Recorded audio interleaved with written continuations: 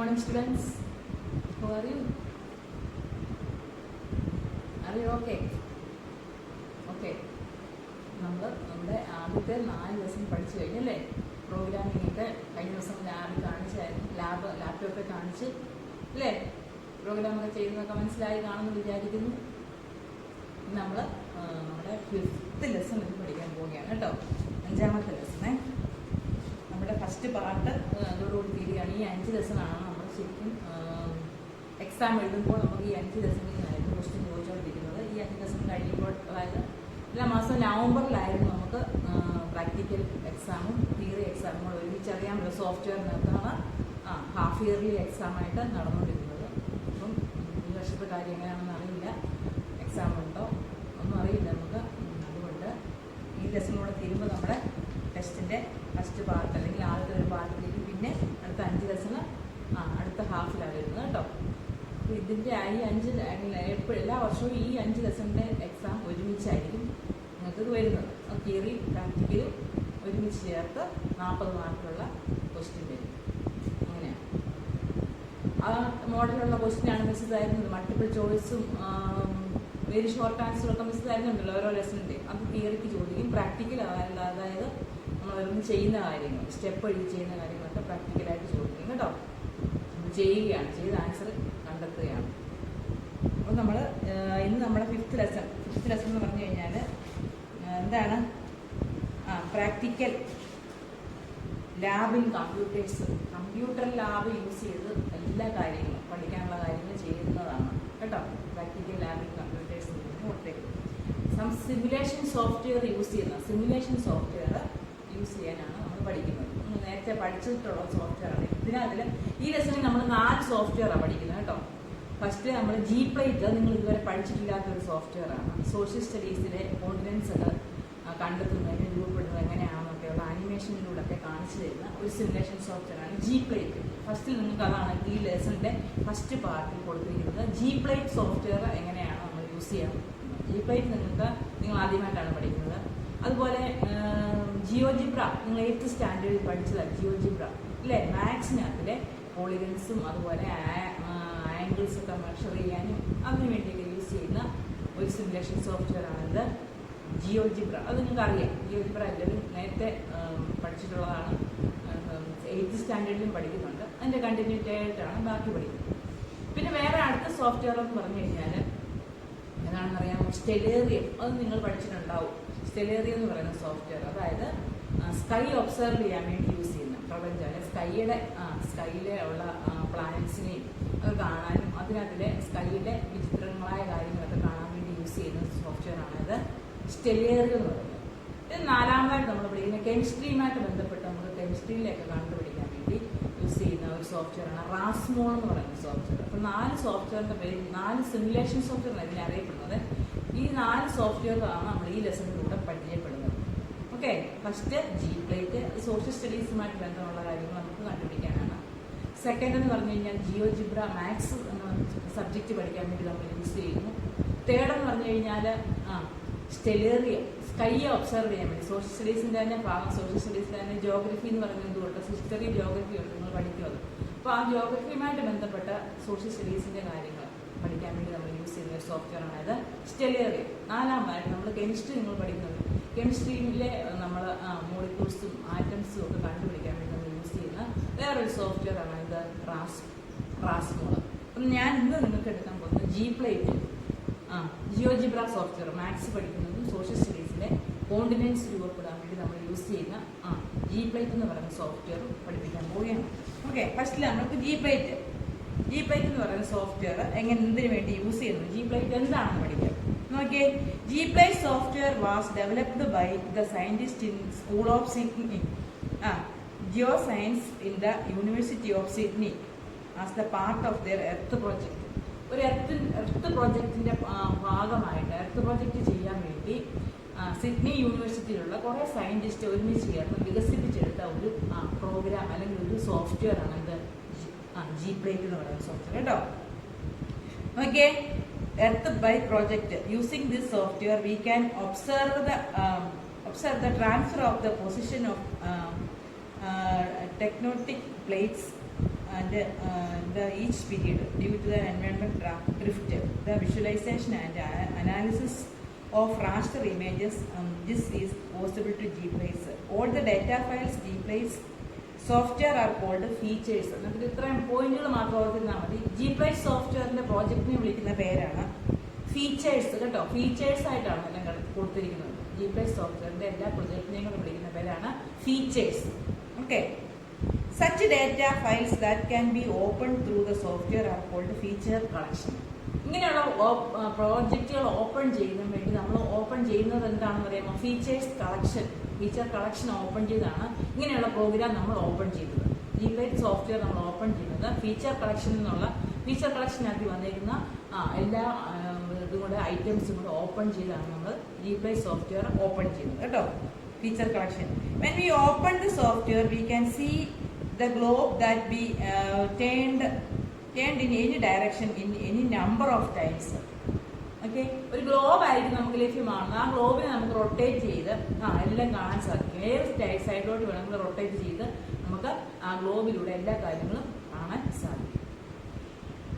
Gplace does smooth the activities of the analysis by including the features collections in geographical features which were either downloaded and created with the help of the software. നമ്മുടെ കമ്പ്യൂട്ടറിലും ഉണ്ട്. School റിസോഴ്സിനകത്ത് Gplace വേണ്ട software ഉണ്ട് കേട്ടോ. നമുക്ക് Gplace open ചെയ്തെടുക്കാൻ സാധിക്കും. Okay. അപ്പോൾ ഇനി ഓപ്പൺ Gplace ഫസ്റ്റിൽ നമുക്ക് ഓപ്പൺ ചെയ്യാം. ഓപ്പൺ ചെയ്യുന്നത് ആപ്ലിക്കേഷനകത്തിൽ സയൻസിനകത്തിൽ Gplace ഉണ്ട്. Gplaceനകത്ത് നമ്മൾ എടുത്തൊന്ന് ഓപ്പൺ ചെയ്താൽ മതി. എന്നിട്ട് ഫീച്ചർ കളക്ഷനകത്തിൽ പോയിട്ട് ഏതൊക്കെ ഇതാണെന്ന് മിസ് കാണിച്ചു തരുമ്പോൾ ലാപ്ടോപ്പിൽ കാണിച്ചു തരുമ്പോൾ നമുക്ക് മനസ്സിലാവും. Gplace സോഫ്റ്റ്വെയർ ഓപ്പൺ ചെയ്തിട്ട് പിന്നെ നമുക്ക് ചെയ്യാനുള്ള കാര്യം ഫസ്റ്റിലത്തെ നോക്കിക്കേ. Activity 5.1 formation of continents. നിങ്ങൾ സോഷ്യലിനകത്തിൽ പഠിക്കുന്ന വൻകര സ്ഥാപനം അല്ലേ. ഫോർമേഷൻ ഓഫ് കോണ്ടിനെന്റ്സ് രൂപപ്പെടുന്നത് എങ്ങനെയാണ്? Let's see the continental acquired the presence from through the continental with the drift with the help of Gplace software. Open Gplace software. അതെടുക്കാൻ വേണ്ടി നമ്മൾ ആദ്യം എന്ത് ചെയ്യണം? Gplace software ഓപ്പൺ ചെയ്യുക. Open the shape file in Gplace project folder. Shape ഫയലിൽ നിന്ന് എന്ത് ചെയ്യുക? Gplace project ഫയൽ എല്ലാം ഓപ്പൺ ചെയ്യണം കേട്ടോ. Okay. Through the open feature collection file, click open. After selecting this file, you may note the layer window also open along with the main window. ഇപ്പം നോക്കി നമുക്ക് ഇതുപോലെ ഒരു വിൻഡോ ആയിരിക്കും Gplace open ചെയ്യുമ്പോൾ കിട്ടുന്നത് കേട്ടോ. അതിൽ ഈ സൈഡിൽ ഒരു വിൻഡോ നിൽപ്പുണ്ട്. ലെയർ മെനു എന്നാണ് പറയുന്നത്. ലെയർ. അപ്പൊ അതിനകത്തില് ഓരോന്നും IL ഐക്കൺ ഉണ്ട്. അതിൽ ഹൈഡ് ആണെങ്കിൽ IL ഒന്ന് ക്ലിക്ക് ചെയ്യുമ്പോൾ ഹൈഡ് ആവും. എന്നാൽ നമുക്ക് ഇവിടുത്തെ ലെയറുകൾ ഓരോന്നും നമ്മൾ ജിമ്പിനകത്തിൽ ഐക്കണില്ല അതുപോലെ നമുക്ക് ഹൈഡ് ആക്കി വെക്കാൻ സാധിക്കും. ഏതെങ്കിലും ലെയർ വേണ്ടെന്നുണ്ടെങ്കിൽ ആ ലെയറിനെ നമുക്ക് ഹൈഡ് ആക്കി വെക്കാം. അൺഹൈഡ് ആക്കാനും സാധിക്കും. വേണം നമുക്ക് ഐക്കണെ തന്നെ ഒന്നുകൂടെ ക്ലിക്ക് ചെയ്ത് കഴിഞ്ഞാൽ നമുക്കത് വീണ്ടും കിട്ടുകയും ചെയ്യും. നമ്മൾ Gplace ഫയൽ ഓപ്പൺ ചെയ്യുമ്പോൾ ഇതുപോലെയാണ് കിട്ടുന്നത്. ഒരു ഗ്ലോബിന്റെ പിക്ചറുള്ള ഒരു വിൻഡോ നമുക്ക് കിട്ടും കണ്ടോ. ഈ വിൻഡോയിൽ നമുക്ക് പിന്നെ നമ്മൾ ഓരോ കാര്യങ്ങൾ ചെയ്ത് ആനിമേഷനൊക്കെ ചെയ്താണ് കോണ്ടിനെന്റ് രൂപപ്പെടുന്നത് നമുക്ക് കാണാൻ സാധിക്കും. അപ്പൊ നോക്കിയേ. You may note that layer also click on the toggle visibility or eye icon. Toggle visibility കണ്ണിന്റെ പിക്ചറുള്ള ഐക്കണിനെ വിളിക്കുന്നതാണ് toggle visibility എന്ന് പറയും കേട്ടോ. Sign on the eye in the layer window. You can either show or hide each layer.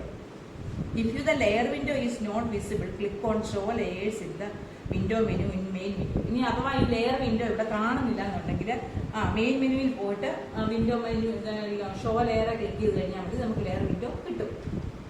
You can select the drag globe tool in the freely move globe using mouse arrow keys. Arrow key use ചെയ്ത് നമുക്ക് എന്ത് ചെയ്യാൻ പറ്റും? ഈ ഗ്ലോബിനെ rotate ചെയ്യിപ്പിക്കുക. ഏത് സൈഡിലോട്ട് വേണമെങ്കിലും mouse pointer use ചെയ്ത് നമുക്ക് അതിനെ കറക്കുകയും തിരിക്കുകയൊക്കെ ചെയ്യാം കേട്ടോ. മൗസിന്റെ ആരോ യൂസ് ചെയ്തും ചെയ്യാൻ സാധിക്കും.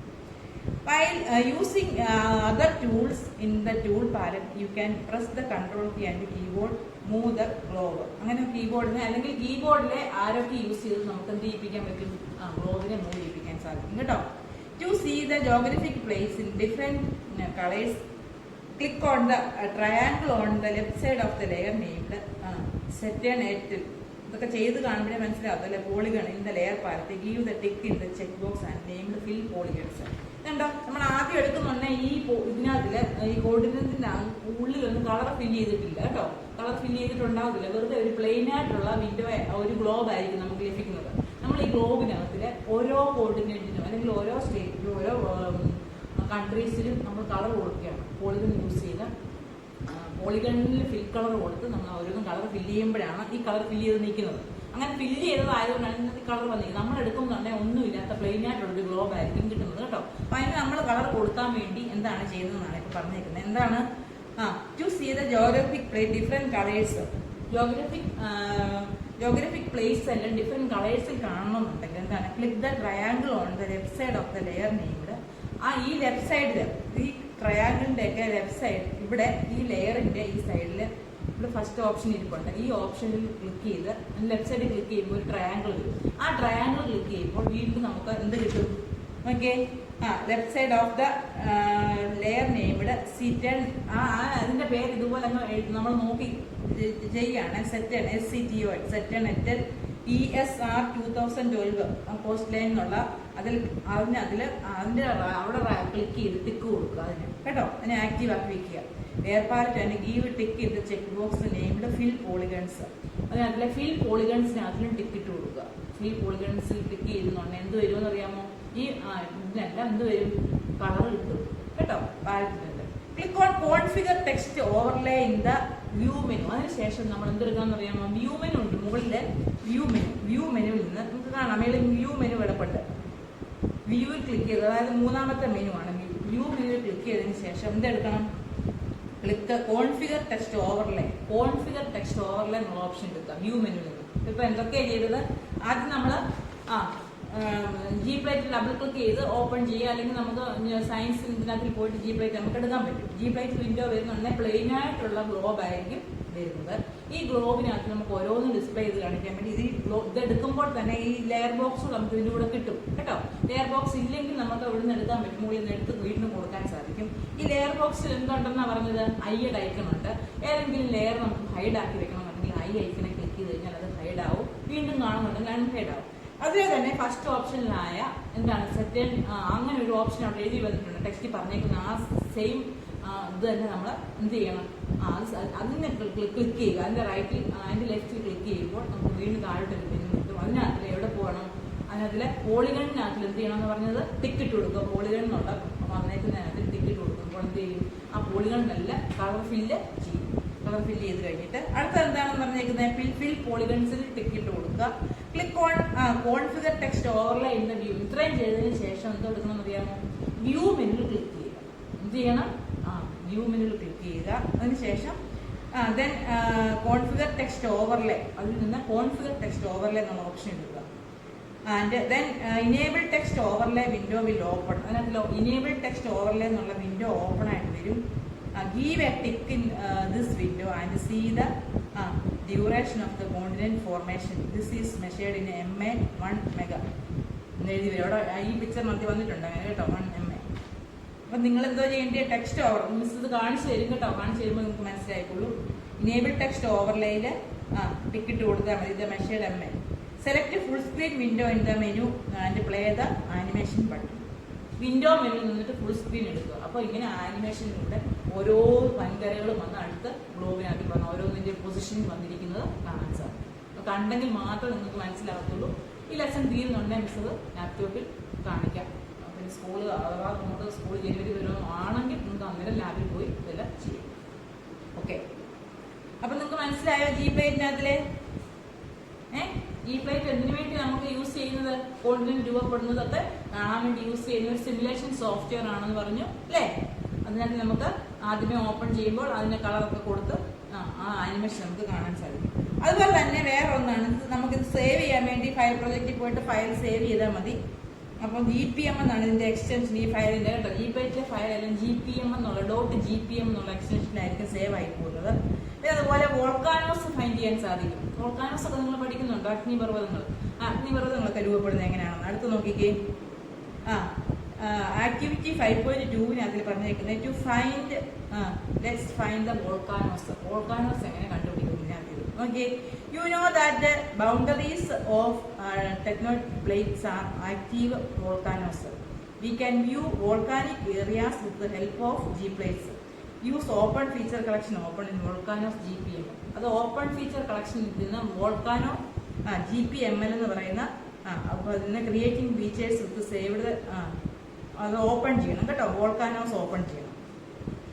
To show the boundary of plates in the globe include the feature collection set. അതിൽ നിന്ന് തന്നെ എന്ത് ചെയ്യുക, വോൾക്കാനോസ് എടുക്കണം. മുമ്പ് നമ്മൾ എടുത്തല്ല, വോൾക്കാനോ ഓപ്പൺ ചെയ്യുമ്പോൾ മഞ്ഞ കളറിൽ കണ്ടിട്ടുണ്ടോ? ഇതിനകത്ത് ഈ പിക്ചർ മറ്റോടെ കളറുണ്ട്. വോൾക്കാനോ മാത്രമായിട്ട് നമ്മളെ കാണിച്ചു തരും. വോൾക്കാനോസ് യെല്ലോ കളറായിരിക്കും അതിനുള്ളത് കേട്ടോ. Save this folder. അങ്ങനെ നമുക്ക് വോൾക്കാനോയും ഫൈൻഡ് ചെയ്യാൻ സാധിക്കും. Click the feature inspection tool in the tool panel, click the cost line volcanoes etcetera. അങ്ങനെ നമുക്കത് കാണാൻ സാധിക്കും. അതുപോലെ തന്നെ ഇത് രണ്ടും ചെയ്ത് കഴിഞ്ഞാൽ നമുക്ക് എന്ത് ചെയ്യാൻ പറ്റുമെന്ന് അറിയാമോ? ഇതിനെ എക്സ്പോർട്ട് ചെയ്യും. ഈ രണ്ട് കാര്യങ്ങൾ നമ്മൾ ഇതിനകത്ത് ചെയ്യാൻ പഠിക്കുന്നുള്ളൂ. ഒന്ന് കോർഡിനൻസ് എല്ലാം കളർ കൊടുക്കാൻ കേട്ടോ. കളർ കൊടുത്തിട്ട് അതിന്റെ ആനിമേഷൻ കോർഡിനൻസ് രൂപപ്പെട്ടു വരുന്ന ആനിമേഷൻ കാണാം. അതാണ് ഫസ്റ്റിൽ ഞാൻ പറഞ്ഞത്. രണ്ടാമത് ഇതിനകത്തുള്ള വോൾക്കാനോസ് ഫൈൻഡ് ചെയ്യാൻ. GPaints നമ്മൾ ഈ രണ്ട് കാര്യങ്ങൾ ചെയ്യുന്നുള്ളൂ. വോൾക്കാനോസ് എവിടെയുണ്ടെന്ന് കണ്ടുപിടിക്കാനും അതുപോലെ പിന്നെ എന്താണ് ചെയ്യുന്നത്, ഫസ്റ്റിൽ എന്താണ് പറഞ്ഞത്, കോർഡിനൻസ് എങ്ങനെ രൂപപ്പെടുന്നത്. അത് നമ്മൾ എല്ലാം മൗസ് യൂസ് ചെയ്ത് അങ്ങ് ചെയ്തേച്ചാൽ മതി. അത് തന്നെ നമുക്ക് അത് കിട്ടിക്കൊള്ളും കേട്ടോ. ആനിമേഷനും നമ്മൾ ആക്റ്റീവ് ആക്കി കൊടുക്കുക.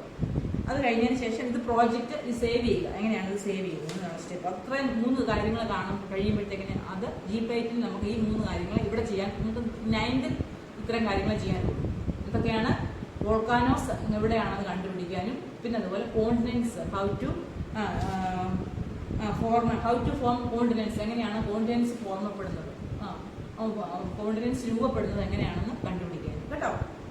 അപ്പം അത് കഴിഞ്ഞതിന് ശേഷം എന്ത് ചെയ്യണം, ഇത് രണ്ടും കഴിഞ്ഞ് അത് നമ്മൾ ഈ ഫയൽ സേവ് ചെയ്യുക. സേവ് ചെയ്യാൻ എന്ത് ചെയ്യുക, you may the export technique convert the simulation GPaint source. Export option നമ്മൾ യൂസ് ചെയ്തു. നമ്മൾ ജിമ്പിനകത്തൊക്കെ പഠിച്ചാൽ എല്ലാം എക്സ്പോർട്ട് ചെയ്തതാണ് കേട്ടോ.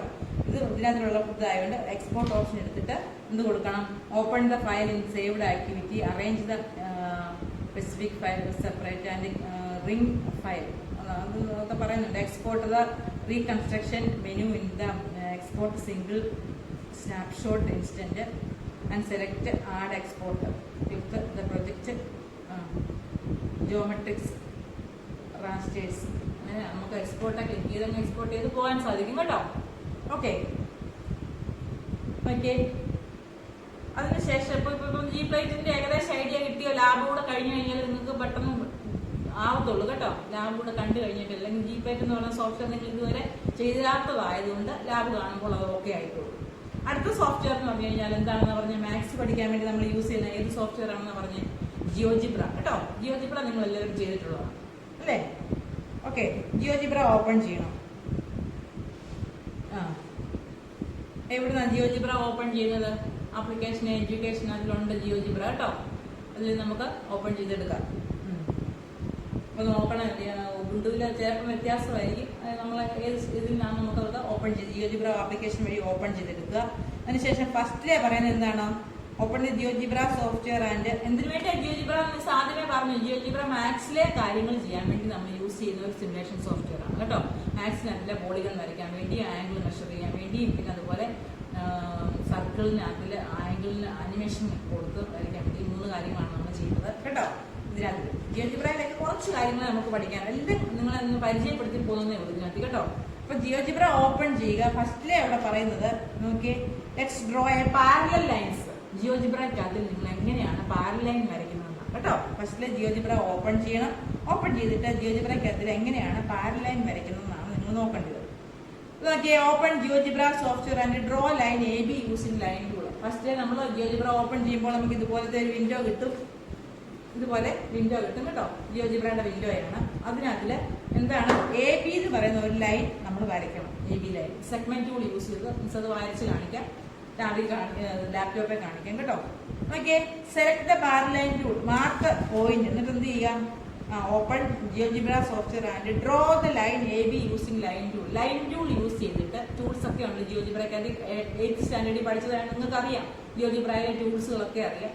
ലൈൻ ടൂൾ യൂസ് ചെയ്ത് AB എന്ന് പറയുന്ന ഒരു ലൈൻ വരയ്ക്കണം കേട്ടോ. AB mark point C using point tool. എന്നിട്ട് എന്ത് ചെയ്യണം, C എന്ന് പറയുന്നത് യൂസ് ചെയ്ത് എന്ത് ചെയ്യുക, ഒരു പോയിന്റ് മാർക്ക് ചെയ്യുക കേട്ടോ. പോയിന്റ് മാർക്ക് ചെയ്യണം. C യൂസ് ചെയ്ത് ഒരു പോയിന്റ്, C എന്നുള്ള പോയിന്റ് ക്ലിക്ക് ചെയ്തിട്ട് അവിടെ C എന്ന് മാർക്ക് ചെയ്യുക.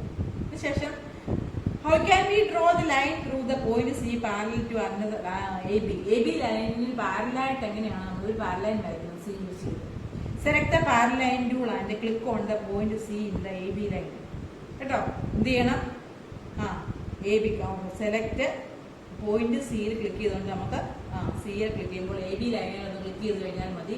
പോയിന്റ് നമ്മൾ സി മാർക്ക് ചെയ്തിട്ടുണ്ട്. ആദ്യമേ പോയിന്റ് സിയിൽ ക്ലിക്ക് ചെയ്തിട്ട് എ ബി ലൈനിലും ഒന്ന് ക്ലിക്ക് ചെയ്യണം. അപ്പൊ എന്തൊക്കെയാണ് ചെയ്തത്? ആദ്യം ലൈൻ ടൂൾ യൂസ് ചെയ്ത് എ ബി എന്ന് പറയുന്ന ഒരു ലൈൻ വരയ്ക്കുക കേട്ടോ. എ ബി എന്ന് പറയുന്ന ഒരു ലൈൻ വരച്ചു. അതിനുശേഷം പോയിന്റ് ടൂള്, ഇതിൽ തന്നെ പോയിന്റ് എന്നുള്ള ടൂളുണ്ട്. പോയിന്റ് ടൂൾ യൂസ് ചെയ്ത് ഇവിടെ ഒരു പോയിന്റ് ഇങ്ങനെ സൈഡിലോട്ട് മാർക്ക് ചെയ്യുക കേട്ടോ. പോയിന്റ് മാർക്ക് ചെയ്ത് പോയിന്റിന് എന്ത് പേര് കൊടുക്കണം? സി എന്നുള്ള പേര് നമ്മൾ കൊടുത്തു. അതിനുശേഷം പാരലൈൻ എടുക്കണം. പാരലൈൻ ഒക്കെ എടുക്കുന്ന ഓപ്ഷൻസ് ഉണ്ട് കേട്ടോ. പാരലൈൻ ക്ലിക്ക് ചെയ്തതിന് ശേഷം ആദ്യം സി എന്ന് പറയുന്ന പോയിന്റിൽ ഒന്ന് ക്ലിക്ക് ചെയ്യുക. അതിനുശേഷം എ ബി ലൈൻ നമ്മൾ വരച്ചു വെച്ചിട്ടുണ്ടല്ലോ, എ ബി ലൈനിൽ ഒന്ന് ക്ലിക്ക് ചെയ്യുക. അപ്പോൾ പാരലായിട്ടുള്ള ലൈൻ അടുത്തതിൽ വന്നിരിക്കും കേട്ടോ. കാണിക്കുന്നുണ്ടേ മനസ്സിലായി പാരലൈൻ അങ്ങനെയാണ് വരയ്ക്കുന്നത്. അതിനുശേഷം പിന്നെ പറഞ്ഞിരിക്കുന്നത് ഡ്രോ പാരലൈൻ ആൻഡ് പാരലൈൻ ഡിസ്റ്റൻസ്. പാരലൈൻ ഡിസ്റ്റൻസ് വെച്ച് നമുക്ക് വീണ്ടും വീണ്ടും പാരലൈൻ വരച്ചുകൊണ്ടിരിക്കാം. നമ്മൾ കൊടുക്കുന്ന അളവനുസരിച്ച് പാരലായിട്ട് ലൈനുകൾ വരയ്ക്കും. അതാണ് അടുത്ത് ഇതിൽ പറയുന്നത്. ആക്ടിവിറ്റി 5.5 പറയുന്നത് എങ്ങനെയാണ് പാരലൈൻ അടുത്തത് വരയ്ക്കുന്നത്. Okay, two lines in the distance through the line passes through the C let do. Select the dilate from point tool. കേട്ടോ, പാരലൈൻ നമ്മൾ അങ്ങനെ വരയ്ക്കാൻ വേണ്ടി നമ്മൾ നിശ്ചിത ഡിസ്റ്റൻസ് വെച്ച് പാരലൈൻ വരച്ചോണ്ടിരിക്കാൻ വേണ്ടി ഏത് ടൂൾ എടുക്കേണ്ടതെന്ന് അറിയാമോ? ഡയലേറ്റ്. എന്താണ്? ഡയലേറ്റ് ഫ്രം പോയിന്റ് ടൂൾ എന്നുള്ള ഓപ്ഷൻ എടുക്കുന്നത്. ഡയലേറ്റ് കേട്ടോ. ഡയലേറ്റ് ടൂൾ എടുത്തിട്ട് then click on the line through C and point A using the tool. Give 2 as dilation factor in the window that appears. അങ്ങനെ 2 ആണ് കൊടുക്കേണ്ടത്. Dilation factor ആയിട്ട് 2 കൊടുത്തു കഴിഞ്ഞാൽ 2 വീതം ഗ്യാപ്പിൽ 2 സെന്റിമീറ്റർ വീതം ഗ്യാപ്പിൽ എന്ത് വരച്ചോണ്ടിരിക്കും? പാരലൈൻ വരയ്ക്കും കേട്ടോ. നമ്മളെ പോയിന്റ് അവിടെ ക്ലിക്ക് ചെയ്ത് കഴിഞ്ഞാൽ പാരലൈൻ തന്നെ വരച്ചോണ്ടിരിക്കും. ഇരട്ടിയായി 2 കൊടുത്തെങ്കിൽ അത് കഴിഞ്ഞ് 3 കൊടുക്കാം. അങ്ങനെ നമ്മൾ എത്ര ആണോ കൊടുക്കുന്നത് അതനുസരിച്ച് പാരലൈന് വരച്ചുകൊണ്ടേ ഇരിക്കും. അതാണ് ഡയലേഷൻ പോയിന്റ് യൂസ് ചെയ്തത്. പിന്നെ നോക്കിയേ, find the speciality of പാരലൈൻസ്. Let's draw a line segment that intersect 4 lines.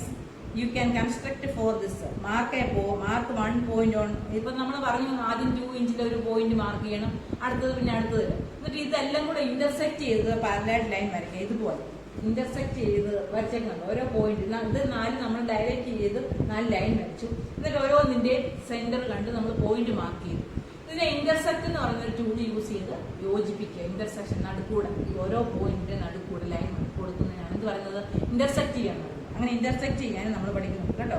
Join the using segment tool the and segment tool use ചെയ്ത് നമ്മൾ ഇതിനെ ജോയിൻ ചെയ്യണം, യോജിപ്പിക്കണം. And intersect this line segment. Select intersect tool and click one of the parallel lines the line segment.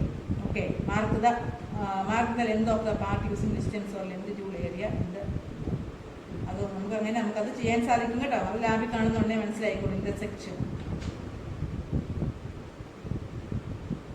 ഇനി സ്ലൈഡറോടുണ്ട്. Slider use ചെയ്ത് animation കൊടുക്കാൻ വേണ്ടി കഴിഞ്ഞ വർഷം യൂസ് ചെയ്തിട്ടില്ലേ ആനിമേഷൻ എങ്ങനെയാണ് കൊടുക്കുന്നത്? അത് മിസ് ലാബിൽ കാണിക്കുമ്പോഴേ നിങ്ങൾക്ക് നല്ലതായിട്ട് മനസ്സിലാവുള്ളൂ കേട്ടോ. അതങ്ങ് ലാബിൽ പറയുമ്പോൾ മിസ് ഡീറ്റെയിൽഡ് ആയിട്ട് പറഞ്ഞോളാം. ഓക്കെ, അപ്പോൾ ഇന്ന് പഠിപ്പിച്ച കാര്യങ്ങളൊക്കെ നിങ്ങൾക്ക് മനസ്സിലായി. സ്ലൈഡർ എന്താണ്? സ്ലൈഡർ ക്രിയേറ്റ് ചെയ്യാൻ വേണ്ടി എന്താണ് സ്ലൈഡർ എന്ന് പറഞ്ഞു കഴിഞ്ഞാൽ, നമ്മൾ സ്ലൈഡർ യൂസ് ചെയ്ത് ആംഗിള് വലിപ്പം കൂട്ടിയും കുറച്ച് ആനിമേഷൻ കൊടുക്കും. ആനിമേഷൻ കൊടുക്കും കേട്ടോ. അത് ശരിക്കും നമുക്ക് ആ ലാബ് കണ്ടെങ്കിൽ മാത്രമേ മനസ്സിലാവുള്ളൂ. ഇപ്പൊ ഞാൻ പറഞ്ഞാൽ നിങ്ങൾക്ക് ഒരു ഐഡിയയും കിട്ടത്തില്ല. ഞാൻ മിസ് പറയുകയാണെ, സ്ലൈഡർ എന്താണെന്ന് പറഞ്ഞത്? Slider is a tool in GeoGebra that use to control the value of a variable that indicates the number of measurement of an angle.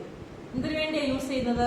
ജിയോജിബ്രയിൽ use ചെയ്യുന്ന ഒരു എന്താണ് slider. Slider is a tool in GeoGebra that use to control the value of a variable. ഒരു value use ചെയ്തതിനെ control ചെയ്യുക, വേരിയബിളിനെ control ചെയ്യാൻ വേണ്ടി use ചെയ്യുന്നതാണ് കേട്ടോ slider. That indicates the number or measurements of an angle. Select the slider tool and click GeoGebra window. ആദ്യം നമ്മൾ അതിന് വേണ്ടി സ്ലൈഡർ ടൂൾ ഉണ്ട് കേട്ടോ. സ്ലൈഡർ ടൂൾ സെലക്ട് ചെയ്യുക. A window like one view in picture 5.8. Picture 5.8 ഇതുപോലത്തെ window വരും. സ്ലൈഡറിന്റെ window ആണ് ഇത് കേട്ടോ. ആ വിൻഡോയില് നോക്കിക്കേ, the values of the slider can be arranged in real numbers and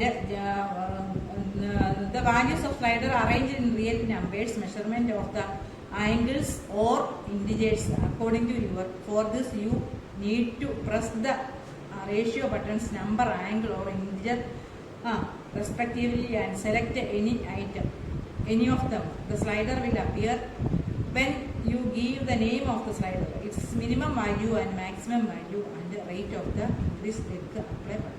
നോക്കിയേ, ഇനി അതിൽ ഇവിടെ നമ്മൾ ഈ വിൻഡോ കിട്ടുന്നുണ്ടെ ആദ്യമേ അവിടെ അതിൻ്റെ ആംഗിളിൻ്റെ അവിടെ നമ്മൾ എന്താക്കണം, നമ്പർ ആക്കി കൊടുക്കുക. പിന്നെ മിനിമം വാല്യൂ 0 to 5 വരെ, മിനിമം വാല്യൂ മാക്സിമം വാല്യൂ കൊടുക്കുക, ഓക്കെ കൊടുക്കുക. അത് സർക്കിളൊക്കെ വരയ്ക്കണേ, വരച്ചതിന് ശേഷമാണ്, സർക്കിൾ എടുത്ത് വരച്ചതിന് ശേഷമാണ് ഇതെല്ലാം ചെയ്യേണ്ടത്. ഒരു സർക്കിളിനാണ് നമ്മൾ കൊടുക്കുന്നത് കേട്ടോ. അത് കൊടുത്തു കഴിഞ്ഞിട്ട് മിസ് ഇത് ലാബ് ചെയ്ത് കാണിച്ചെങ്കിൽ മാത്രം, നിങ്ങൾക്ക് ലാപ്ടോപ്പിൽ ചെയ്തെങ്കിൽ ഇത് കറക്റ്റായിട്ട് മനസ്സിലാക്കും. ഇപ്പോൾ പറഞ്ഞു കഴിഞ്ഞാൽ അതാവത്തില്ല. ഇത് ഈ സ്ലൈഡറിൻ്റെ ഭാഗം മിസ് ലാപ്ടോപ്പിൽ ചെയ്യുമ്പോൾ വിശദമായിട്ട് പറയാം. ഓക്കെ, അപ്പോൾ നിങ്ങൾക്ക് ഇത്രയും കാര്യങ്ങൾ മനസ്സിലായി. ഇപ്പോൾ ജി പ്ലേറ്റിനെ കുറിച്ചും പറഞ്ഞു, അതുപോലെ ജിയോജിബ്രായും പറഞ്ഞു കേട്ടോ.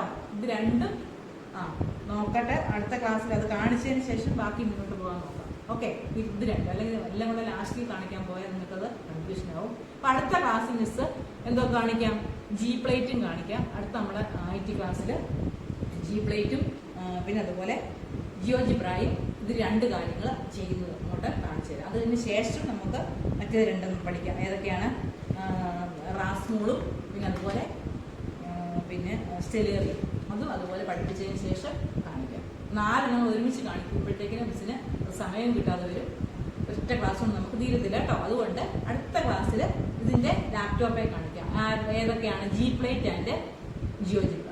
അപ്പം നിങ്ങൾക്കത് ഓക്കെ ആയിക്കോളും. അതിനുശേഷമാണ് മറ്റേത് പഠിപ്പിക്കുള്ളൂ കേട്ടോ. ചാപ്റ്റർ തീരാൻ നോക്കിയിരിക്കുന്നത്. ഇത് 4 സോഫ്റ്റ്വെയർ ആയതുകൊണ്ട്, മറ്റേതെന്ന് പറഞ്ഞാൽ നമ്മൾ ഒറ്റ സോഫ്റ്റ്വെയറിനെ കുറിച്ചാണ് ഇതുവരെയുള്ള ലെസണിൽ മൊത്തം പഠിച്ചത്. ഒരു സോഫ്റ്റ്വെയറിനകത്ത് തന്നെ എല്ലാ കാര്യങ്ങളും ചെയ്യും. ഇത് 4 സോഫ്റ്റ്വെയർ ആയതുകൊണ്ട് നിങ്ങൾക്കത് ഉൾക്കൊള്ളാൻ പ്രയാസമായിരിക്കും. അതുകൊണ്ട് അടുത്ത ക്ലാസ്സിൽ 2 സോഫ്റ്റ്വെയർ മിസ് ലാപ്ടോപ്പിൽ ചെയ്യുന്ന കാണിക്കും. ലാപ്ടോപ്പിൽ കണ്ടെങ്കിൽ മാത്രമേ നമുക്ക് നല്ലതായിട്ട് അത് മനസ്സിലാവത്തുള്ളൂ കേട്ടോ. ജി പ്ലേറ്റും കാണിക്കും, ജിയോജിബ്രായും അടുത്ത ക്ലാസ്സിൽ ഇത് കാണിച്ചു തരാം. ഈ പറഞ്ഞ കാര്യങ്ങളെല്ലാം മിസ് ചെയ്ത് കാണിച്ചു തരാം. Okay, you understand? എന്തെങ്കിലും ഡൗട്ട് ഉണ്ടെങ്കിൽ മിസ്സിനെ വിളിക്കുക കേട്ടോ. Okay, thank you.